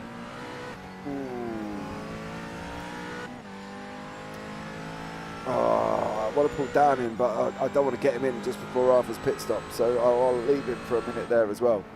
Delegate, James, delegate. Delegate? I am! And I'm still stuck. So Roger does it all really. Judd Brown, how rude. That's him and Jason Haddington and Craig do it as well. I just do this bit. I talk a lot and bring you lovely pictures with lovely gentlemen in the booth sitting beside me. You know, Callum, don't I? You do indeed. I have to admit that was a very nice compliment. Don't often get them. So glass of wine in it for you. Seems we're in Italy later. So yeah, you'll have that to look forward to. And two people that love to be spraying the champagne is obviously these two. And well, it's getting closer and closer every lap at the moment. Yeah, Fletcher's not looking like he's trying to. Now, we will touch on it briefly because we are in 20 minutes. They've got to be taking their pit stops soon. They can't get to the end. We know that. There's only 50% fuel, but they are going to be taking it very, very shortly here. It's got to be at least within the next 5 minutes. Surely both of these cars are going to be coming in together. Yes, but Fletcher will be better off because obviously he's been sitting behind Thurtle nice and tight this entire race, and by doing so he's probably saving a little bit of fuel, you know, of that extra draft every lap. So Fletch may have a quicker pit stop, may have to put less fuel in here, so this could work out heavily in his favour. And Thurtle probably realises that, so he may be doing a bit of fuel saving strategy himself. I could be wrong. He might just be trying to push as much as he can as he expands the gap up to nearly 4 tenths, well, just above 4 tenths now. So we'll see what happens, see who comes in first. I'm predicting it's going to be Fletch first. If he's fuel saving, he's going to be last, isn't he? Well, I'm used to seeing him go in early doors, and then coming out, getting a good lap or two in, and then that's normally when Thurtle goes in. So that's why I'm predicting Fletch to go in, because even though, yes, you know, he'll have better fuel, and I was wrong, I'm eating my own words straight away. Thank you very much, Mr. Thurtle. But I was going to say, even though, yes, he may have a bit of a fuel advantage, that just means he has to put less in. He can still go in at any point. It's just less to go back into the tank, if I've done that correctly and made any sense at all. Yeah, you have. But for Arthur Thurtle, what he has got to do, he hasn't got to get out in front of anybody else. I'd probably say the furthest he can probably really want to go down is below either 5th or 6th. The McCain's not in, Sampson's not in, Werrell's not in, Mellis is not in, Aurometz is the last one who hasn't pitted. He doesn't want to be dropping out too far. He's on his way out. Martin Sampson's going to meet him on the exit here, I think. And if anybody doesn't really want to get caught up behind this, he needs to be in front of Sampson to hold it. He's going to be up to speed. He's going to get... Oh, Sampson's going to have an overspeed on him. It's the last thing he wanted to do. He didn't need anyone. He needed a clear circuit to get on his bike. He did not need to be racing anybody here this time, Arthur Thurtle, unfortunately. Looked like that was either a very badly planned pit stop there, if he has got a crew chief working for him. One should have definitely had a look and said, well, he's got to go round him. Don't get me wrong, I think Sampson let him through there, but that became fortunate, but wasn't very fortunate at the beginning if Sampson wanted to race him. No, not at all. I mean, Fletcher's just heading out of Alta now, and he's heading down towards turn 13 to 15, and he's come through the final turns now. So the question is, does Fletch pit this lap, or has he got enough left in the tyres and in the tank to push on for another lap if he's still got that pace, and possibly try and extend the gap a bit more on Thurtle? We'll find out in a couple of seconds' time whether he goes into the pits or not, and it looks like he's carried on according to our track map there. So he's going around for another lap. He feels like he's still got the pace in the car. He's probably running a bit of a lighter tank as well, so he's using that to his advantage. And see if he can extend that gap. But that gives Arthur time to not really worry so much, just try and get them tyres up to temp and settle into that rhythm that he was in before, and try and close down that gap as much as he can while Fletcher's fighting against him to extend it. Yeah, definitely here as well. It would be very bizarre situation. As you can see, Arthur's led the most laps over this race, with Fletcher leading 2. There are the pit laps on your screen now. So that is the laps that they have pitted. And as you can see, Arthur Thurtle is the lead one of the top 5 that have pitted here. Werrell's just got in as well. McCain, Sampson, Hedgecock and Fletch are not in yet. And everybody else, as you can see, has pitted behind him there once more. So that will give you a rough time. Regarding the pit lane time itself, the whole pit stationary time, 17.3 seconds, 17.2, 17.4, 5, 16 sixes. We're going to see what Mark Werrell's going to do here once more. But is Fletch going to be looking at coming in? Is he getting held up in traffic? He's not currently at the moment, but he's definitely going to be looking at trying to get something on the board. I'm expecting he's got to be this lap. Surely he's got to be close to running out, isn't he? Yeah, I think it's getting to that point now, and he comes around the last couple of corners. This is the moment we find out, and this is the moment where things could get very tense between Arthur Thurtle and Fletcher. And no, he's carrying on. He's going around again, so he must have enough in that tank, and still feels he has enough in the tyres. Yeah, a bit of an odd one, because I would have gone in by now, that's for sure. But then again, I'm not the driver, so I've never driven the McLaren, so I don't know how good and efficient it actually is in the GT4s. And so far, it's proven all season to be very efficient in terms of these 45-minute races. My fear here is not the fact that he's going round again, right? Because, you know, Mark will do what Mark does, and Jason's probably got him sorted out on a pit stop strategy. There is one issue. Depending on where he catches this back marker. If he catches up to the next lot, these guys are going off through Piratella currently at the moment as well. There is 13th, 14th, 15th, 16th up the road here. Surely it would have made more sense to get him out before he caught this traffic, wouldn't it? You know, bring him in before he catches the traffic, because the last thing he wants to be doing is catching the likes of Stefan Mellis going down into the Variante Alta, where Mellis is going to have no chance but to try and get out the way. You know, I'm not sure that would have been right. If I was Jason, I probably would have brought him in before he got into that situation of possibly catching traffic. Yeah, well, the one thing to remember as well, looking at the track map, you got Arthur Thurtle. Currently, the only car in front of him is now Fletch, and Thurtle has a couple of cars behind him, quite close vicinity, but he's also got a back marker just ahead of him as well, which is the P21 of Robert Williams. And Fletch goes past the back marker nice and easily there. It doesn't affect his pace too much. Now, will Thurtle catch up to his back marker of Rob, and will he get held up or not? That is the question, and surely it is this lap, and yes, it is. There he goes. Into the pits is your leader, Mark Fletcher. Now, chase is on for Thurtle. There goes the bleeping in the background for Fletch in the pits. He's coming down towards his pit stall now. Remember, it is a long pit road as well, so there's a bit of driving to do. And he's got Don't go too tight to that corner, because that does bump you out a bit. There you go. He has made his stop. He's in. Can Thurtle get around these corners quick enough? He looks like he's going to, because he'll have the speed down the straight. Yeah, well, if you we're can going to just find keep out. this clean. He's just finishing off the last two parts of Rivata. Fletch is out. Fletch is moving. Yeah, he's on his way. I think Thurtle's...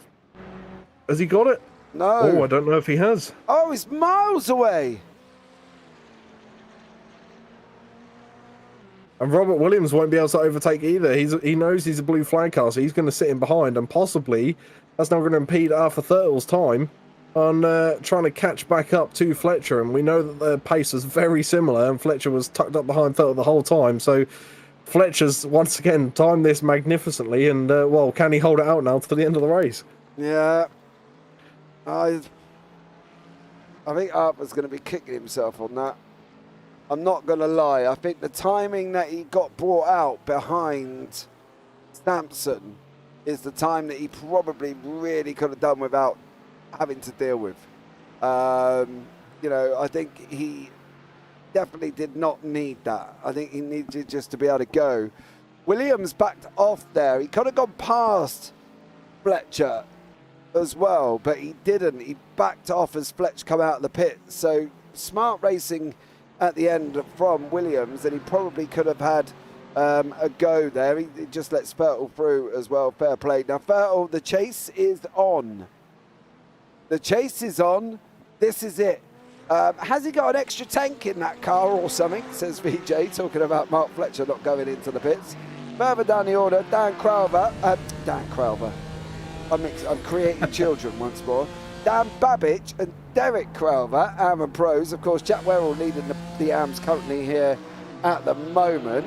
And then you've got Dan Babbage in 6th with Derek Crowther, who's 2nd in the AMS, in front of him here as well. Stuart Rice is having to try and get onto the back of Jason Anderson. Has he got back into the Aston Martin? Yes, by the looks of it, What was he in last week? Because the cars were locked after round 2, I think.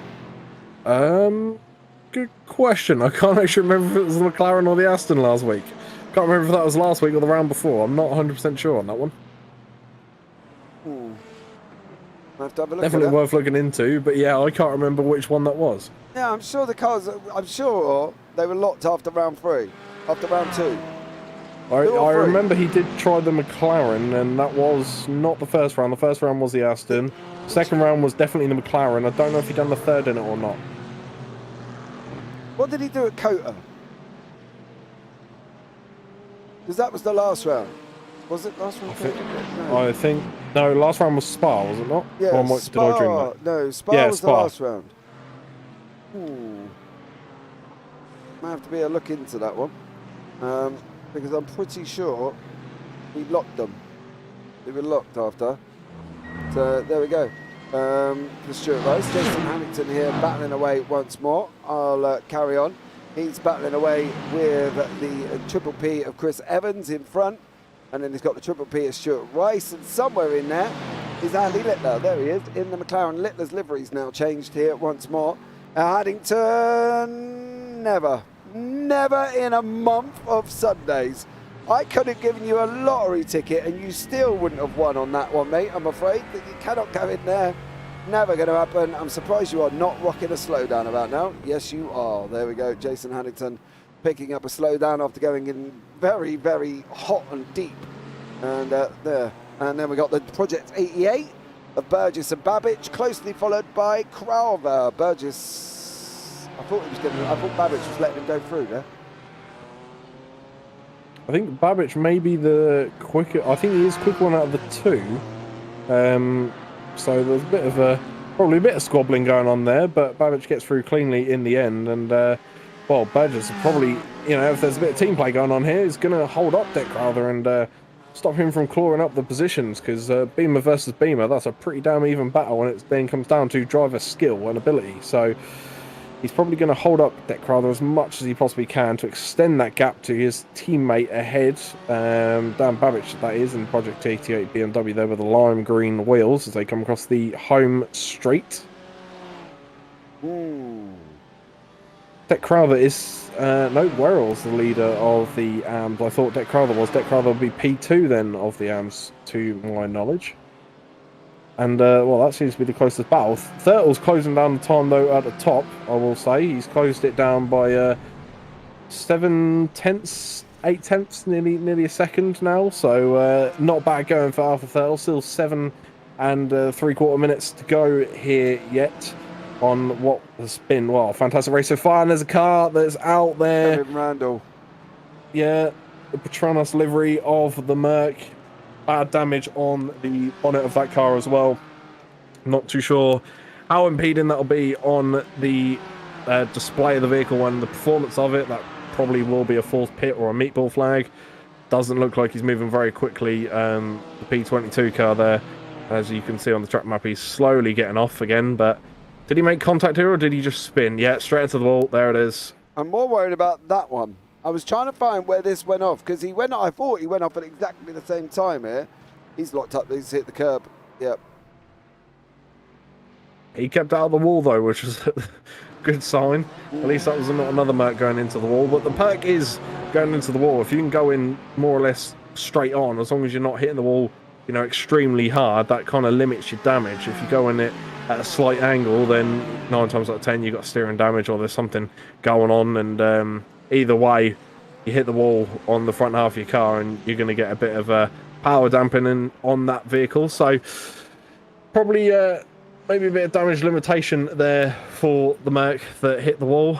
He kind of hit it pretty square on, but I think that will be a false pit in the end. And, well, what a race we've had so far. That's still closing down the time. I mean, I don't know if he's got enough time to close down the time enough that we end up having an F1 Lewis Hamilton versus Max Verstappen sort of last 2 laps kind of shootout, but I think it's definitely going to be close between those two because it's nearly down to 2 seconds, and just as I say that, it's gone back up to 2.2. So Vettel's really trying to push that car as hard as he possibly can, and also what comes down is I didn't see either of the cars go up. There's no way they would have got tyre replacements in 17-second pit stops. No. But just out of curiosity, what did Fletch do on the pit time? It was 3 seconds quicker. Oh, okay. Fletch did a 14.3, Vettel did a 17. So wow. 5 minutes here, and we've got 4 back markers in front of us here. There's the first one, and then we've got cars in front of that as well. So it's still on the agenda. 1.9. Yeah, he's still coming down. He's pushing. He's pushing. And he's pushing. The go Vettel. Can he do it? Not that I don't love Mark, so please don't get me wrong. I do love Mark Fletcher. It's just, it would just be nice to see Vettel do it. After I gave him so much grief in last night's broadcast, it almost nearly got killed by his wife as well, which is probably not a good idea. So yeah. Well, Vettel has ended the streak in the Heat 1s.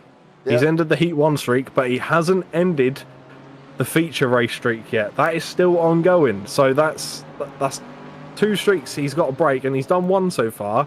If he can get the double up tonight, what a night Vettel would have had over Fletch there. So I mean, Fletch, you know, he's built up a bit of an Undertaker streak at the minute. No one can beat him.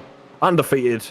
How long can he keep it going? But who knows? Maybe maybe Vettel is the one to break that tonight on both the Heat 1 and the feature race. Yeah, McCain is currently having a go with Sampson. Burgess, I'm not sure if Burgess and Babbage are holding each other up there, but they need to make a decision in that Project 8018 of what is happening, because them two doing that has brought Sampson into it, and McCain as well. Further down the order, Rice is still battling, so is Danny Weston. Vettel's gap's down to 1.7, 3 minutes remaining. They are now coming up literally to the near end, back end of the back markers. There is literally one. They might, if they're both lucky. I bet for Vettel he's regretting this, because I got a funny feeling they're going to catch him down the start-finish straight. And if that is the case, that will work out very, very lucky for them guys. But I don't know if they are. Looking at the track map, I've got a funny feeling that front team are actually going to make it through beforehand. There's somebody coming out of the pits as well. That's Littler. Littler, be aware of what is going on. Be aware. Vettel, get through. He did. So that's maybe not been his chosen line, but he's through. He is through, but it gaps back out 1.7. The thing is, there's more here. There's 1, 2, 3, 4, and they're battling 5 with 2.5 minutes remaining. So coming into it now, that was 1.6. We've only going to have this one and one more, and then they are going to be, well, very, very close together. They're going to make it through. They just scraped through last time for one more lap here as well. So it's going to be interesting once again here, because at the end of the day, Arthur's closing, and he is closing 1.4. He's there. Oh my God, he's got a bit between his teeth. He's like a dog with a squeaky toy at the moment, is Arthur Vettel. And he's off after him here as well. This is going to be a heck of a last lap, especially if Fletch gets caught up in that traffic. Because if Fletch can't pass him for that traffic, he is going to be in trouble. That's Gibbo, I think, as well. 1.1. Oh, man. We're nearly in drafting territory. I think it's about 1 second or just under. Yep. In these, so we're nearly in drafting territory, and what they've got. What are the lap times around here? I can't remember what they were doing. 140s, was it? 151. 151 last time out. 151.39 for Vettel. 151.8 for Fletch. Let's have a look at what they're going to do now. Fletch has done a 152.21. Vettel's done a 151.7. He's just pulled out half a second, and we're on the final lap of the race. The final lap of the race here. Can Vettel do this? 1.2. He's got, there's traffic in front as well. It's Jason Haddington If you're going to do it for one, you better do it for both. Otherwise, you're sacked. Well done, Mr. Haddington. Only joking. So down to a second now. As we're on our way round, Tozer is down to 9 tenths, 8 tenths, 7 tenths. This is going to be a run to the line, isn't it? I can see this happening now. There's a bit of swerving going on there. I think Fletcher's fully aware of what's in the mirrors. He's seen a blue missile coming up behind him, and it's locked onto his car and chasing him down to no end. This is not going to be pretty, I don't think. No! Get out the way! Is Little going to have a slowdown there? No! Hopefully he doesn't. Move! I think it's gone. 1.4 seconds is double this time. I think it's gone. We've been out jeopardized of a race. Once more at the end. Vettel's going to be kicking his... That was his best chance. Yeah, that was it. They to break the streak. Yeah, he needed to clear that straight at the beginning. And hanging out in the middle, it's just... Mark Fletcher's going to come across the line and take the victory. Well done, Mark. Congratulations there as well. Comes over the line with Vettel in second place. That back marker, if he was going to let one, he should have let both. And then Hedgecock comes over in third there. And then in the AMs, we got Jack Werrell. So great job, Werrell. 2 wins out of 2 for you. Here this evening, you're going to be coming over the line as well, young sir. Stellar job from Jack. Awesome.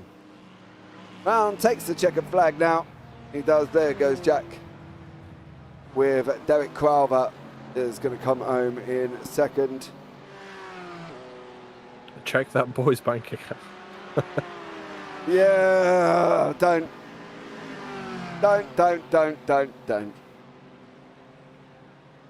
And then Dudley comes over in third. Didn't see much of Ryan Dudley, mind you.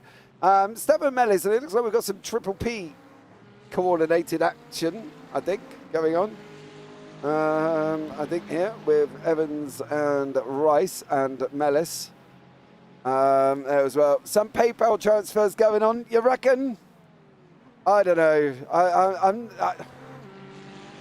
Well, you can hear how aggrieved I got on that, so I don't really have to express my feelings on that one. I think everybody kind of got that from the tone of my voice, so there we go. Christopher Evans comes over the line with Stefan Mellis and Stuart Rice as well.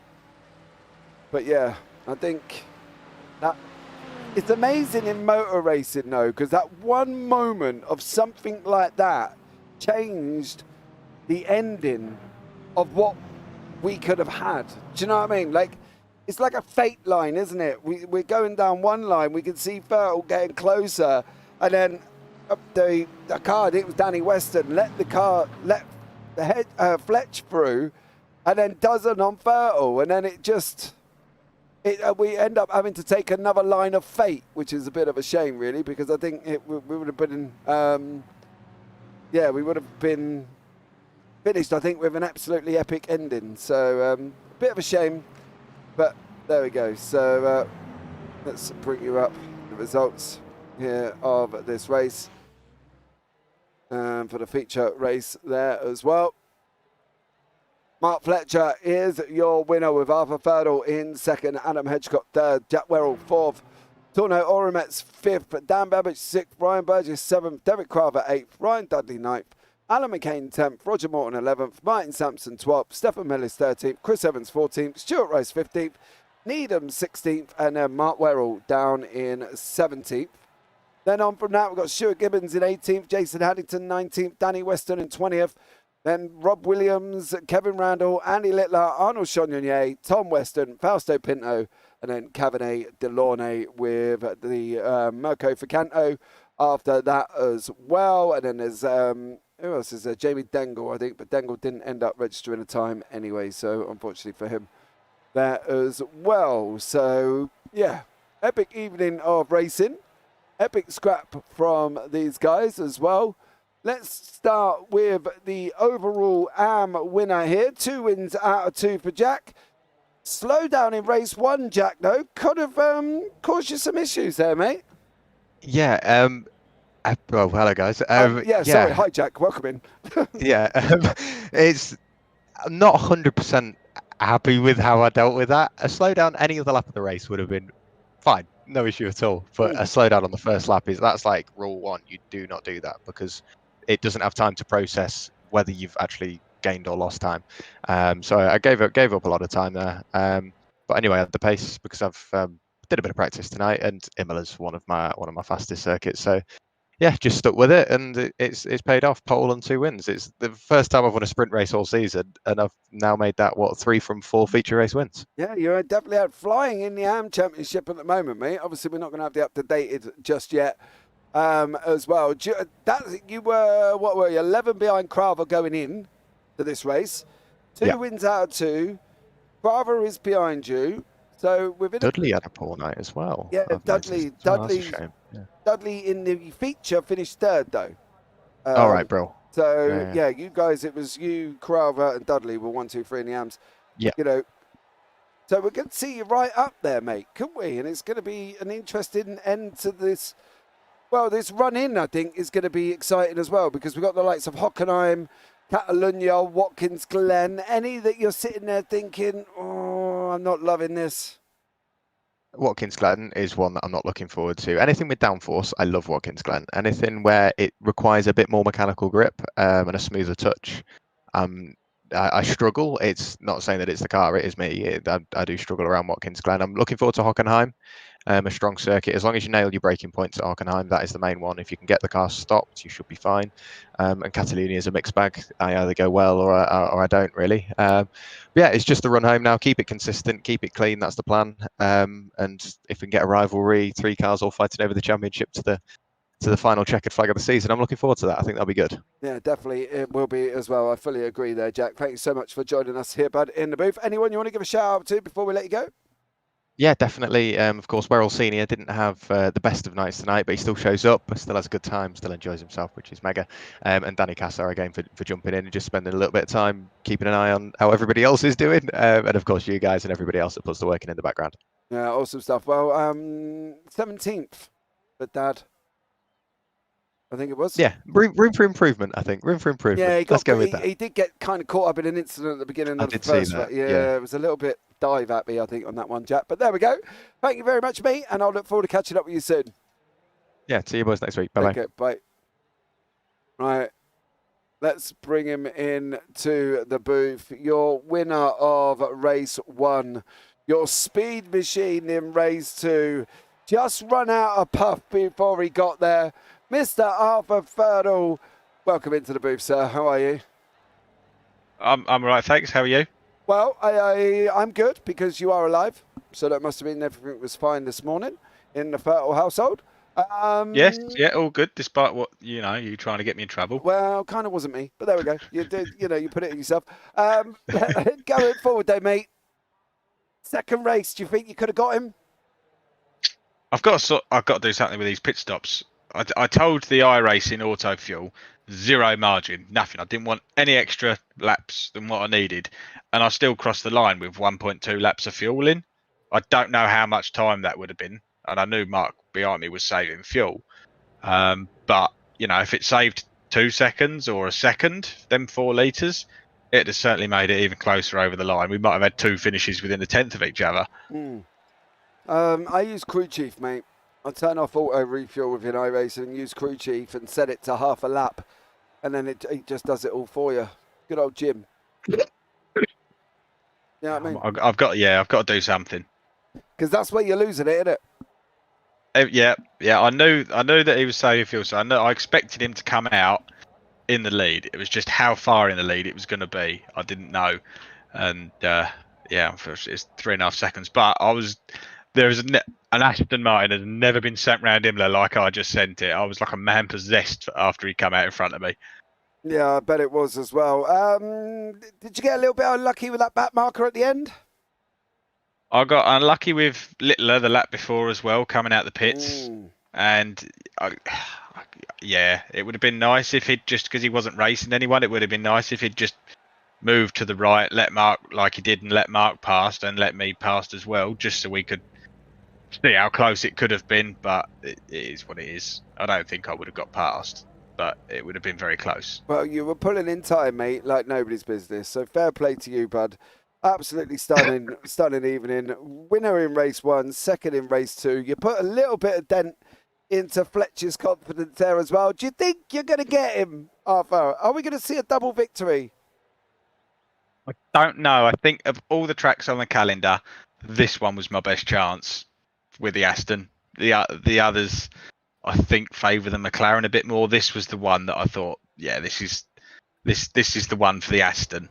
And yeah, it's just unfortunately I just took too long in the pits. Okay, mate. Well, pleasure as always having a chat with you. Anyone you want to shout out before we let you go? I want to shout out my darling wife. Good job. Who I love very much. Who puts up I've with you? never said anything bad about at all. No. I'd also like to shout out my girlfriend Jennifer. Nice. Well done. You know, she looks after me very well. I bet she does. You're going to be dead. Like, literally. Is she sat there watching you? Nah, she's not.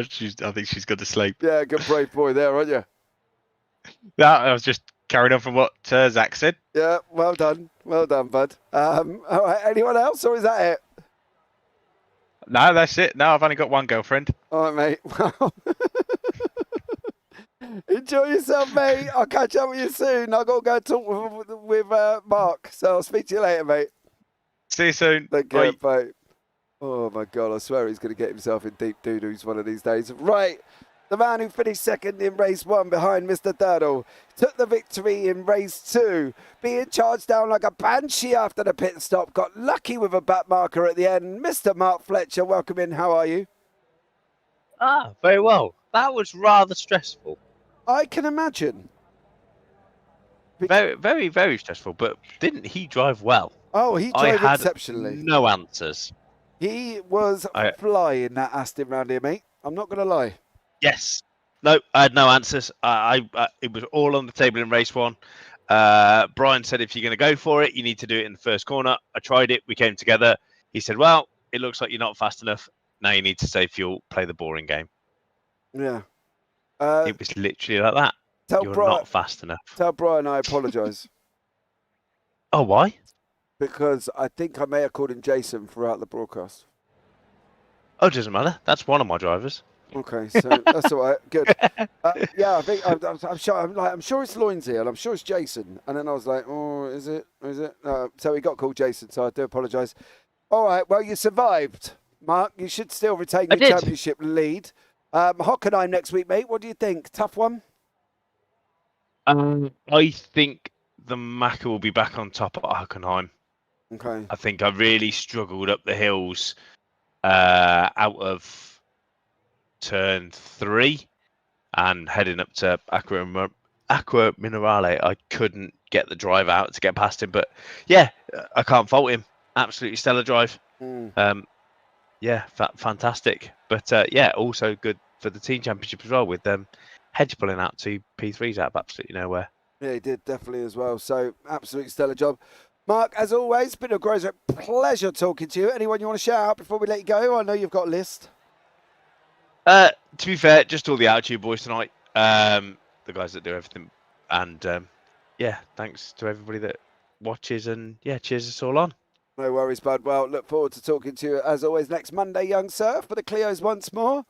And have a great one, mate, and take care. Yeah. Good night. Speak to you later. See you later. Well, there you go. Callum, free, juvenile, you know, quite happy. There's a word I was looking for in that, and I couldn't get the word out. Joe. Anyway, I'm going to give up. But sum it up for us, mate, in one sentence before we go.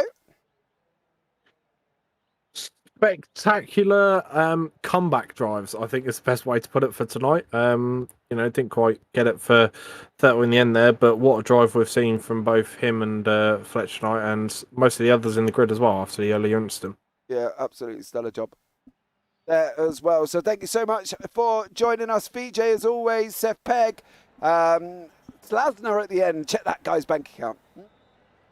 John Brown, of course, as well. Phil across the pond. Jamie Dengle, Gamer K, much love to you all so much for coming along and joining us for this evening. Don't forget, later on, coming up, guys, as well, we have got more action on the JPB YouTube channel. We've got no fewer than 3 races coming up with the American Sim Racing League live from Barber Motorsports. Then we've got the LSRL F1 from Jose Carlos Paque or Interlagos. And then we got the Beer League coming up from Lime Rock as well. So that's myself and Michael and Dan and Biggles, all busy later on this evening. So get involved with that one as well. But for now, guys, that's it. At the end of what has been another epic evening in the GT4 series here on the JPB YouTube channel. Like, subscribe, turn on the bells, all that fun stuff. But from myself and Mr. Callum Mileham up in the booth, take care, have a great week, and you never know, we might see you on the track sometime. Good night.